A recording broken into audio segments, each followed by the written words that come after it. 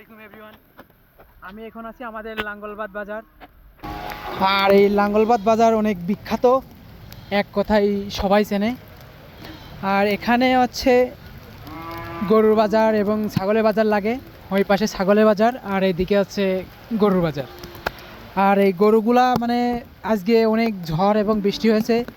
এই বৃষ্টি হওয়ার কারণে এই গরুগুলা ভিজে মানে নিরীহভাবে দাঁড়িয়ে আছে, যে এদের তো একটা জীবন, কিন্তু মানুষ বোঝে না, অবলা জিনিস, কথা বলতে পারে না, এই জন্য আর কি তারা এইভাবে রেখে দিয়েছে।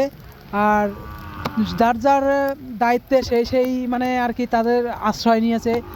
মানে গরুগুলা এইভাবে বেঁধে রেখে তারা মানে গৃহস্থগুলা আর কি সবাই আশ্রয় নিয়েছে, দোকানপাটে আছে এবং দেখা যাচ্ছে যে অনেক মানুষ।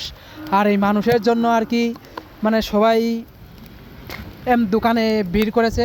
আর ভিড় করার কারণে সবাই মানে এই গরুগুলা বেঁধে বেঁধে রেখে তারা দোকানে ভিড় করেছে, ঠিক আছে।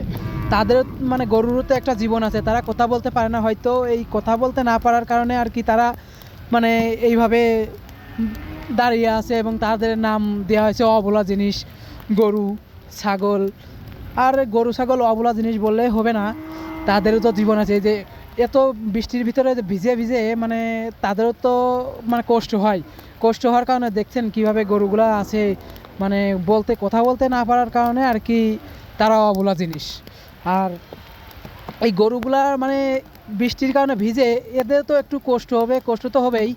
আর এদেরও তো আযাব আছে, এই আযাবটা কে গ্রহণ করবে? এই আযাবটা কে গ্রহণ করবে? দেখতে পাচ্ছেন যে আমার এই ক্যামেরায় যে দেখা যাচ্ছে যে কত গরুগুলা দেখা যাচ্ছে। আর এই গরুগুলা ভিজে ভিজে এইভাবে রয়েছে, কিন্তু গরুর যে মালিক তারা আছে দোকানে আশ্রয় নিয়েছে, আর এই গরুগুলা এইভাবে বৃষ্টিতে ভিজে দাঁড়িয়ে আছে। এরা মানুষ নাকি অন্য কিছু বলেন? বাঙালি জাত বিশাল খারাপ।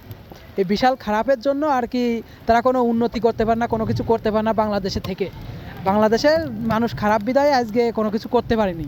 তারা এই যে এইভাবে জন বেচে চাকরিজীবী করে এরকম পরিশ্রম করে তারপরেও সফলতা আসে না, ঠিক আছে, সফলতা আসে না।